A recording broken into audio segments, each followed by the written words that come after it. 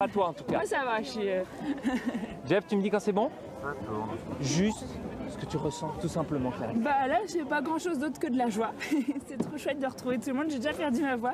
C'est trop chouette d'avoir fini ce Vendée Globe. C'était pas facile, mais c'était une trop belle aventure. Donc je suis essentiellement joyeuse et trop fière de mon équipe et de tout le boulot qu'on a fait. Et trop contente de retrouver ma petite famille, mes amis, tout ça. Et de voir tout cet accueil à La Rochelle. C'était pas vraiment le port qui était prévu, mais je suis pas la seule à être dans le mauvais port.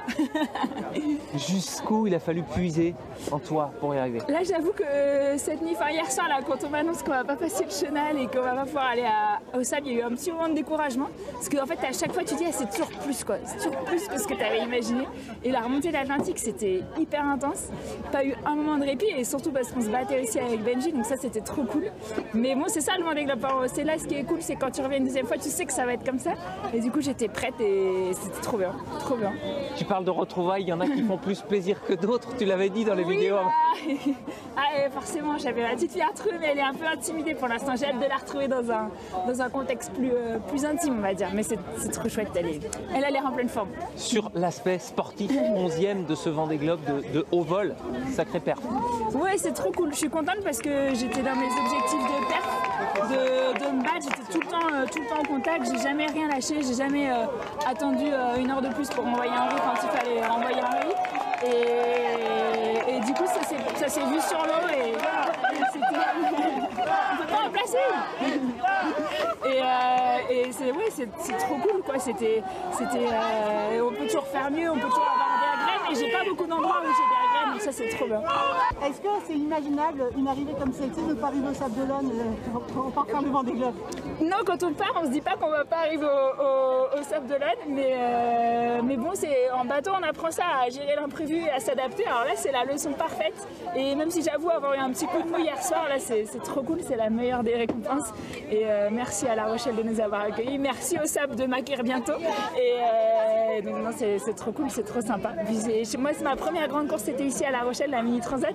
Donc la première fois que j'ai pleuré sur un bateau, c'était en sortant de La Rochelle. Donc là, c'est fait la même chose en sens inverse. Tu as dit récemment que tu avais un peu switché l'esprit par rapport à ta petite fille. Est-ce que ces derniers jours, c'était plus difficile de se dire que ouais, c'est humain. Quand je suis sur l'eau, quand je suis en mer, je suis dans un référentiel assez particulier sur ma planète où on est presque même un peu égoïste, quoi. On est un peu dans un état, voilà, on est un marin sur son bateau.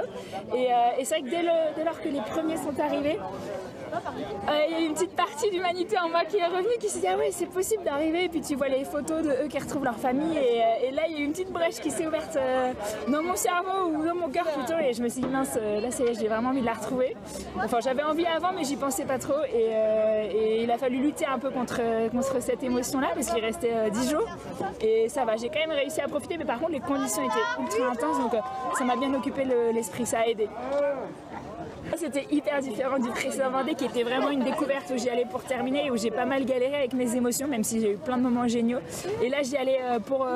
il y avait plein de raisons intimes, mais aussi pour pousser plus sur la perf, et du coup tu rajoutes un élément de difficulté en plus parce que tu lâches jamais rien, tu changes toutes les voiles quand il faut, et j'avais tout le temps des bateaux à côté de moi, tout le temps à chaque pointage tu dis oh, j'ai perdu 3000, j'ai gagné 10 000, et c'est sans fin, et ça dure 70 jours quoi, et ça rend un peu zinzin, donc c'est dur quand même, mais dur motivant. Ouais. Rendez-vous au sable? Rendez-vous au Sable d'Olonne, mais moi du coup j'ai le droit en 2 actes, c'est encore mieux.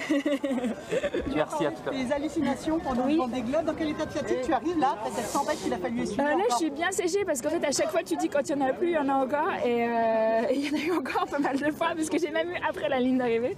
Ça c'était quand même la cerise sur le gâteau, et donc ouais je suis bien fatiguée, mais bon tu arrives pas si t'arrives d'un Vendée Globe reposé, c'est qu'il y a un truc que t'as mal fait a priori, donc c'est plutôt bon signe.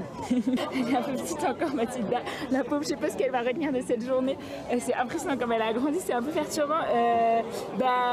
On sera trop fiers de lui dire que son papa et sa maman ont fait un Vendée Globe. Ça c'était possible parce qu'on a été très très bien entourés par notre famille, par sa tati qui est dans le coin, et voilà, ça se fait pas, voilà, 2 parents qui s'éclipsent comme ça se fait pas sans beaucoup de soutien et beaucoup de gens qui nous aident, donc c'est pas magique non plus. On lui racontera surtout ça.